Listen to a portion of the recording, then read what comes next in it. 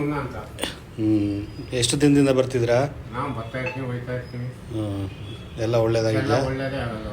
ಯಾವುದು ನಮ್ಗೆ ಇದುವರೆಗೂ ತಪ್ಪಿಲ್ಲ.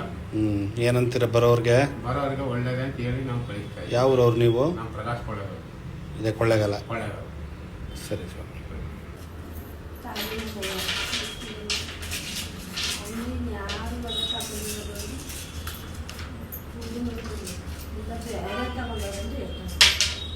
ಇಲ್ಲ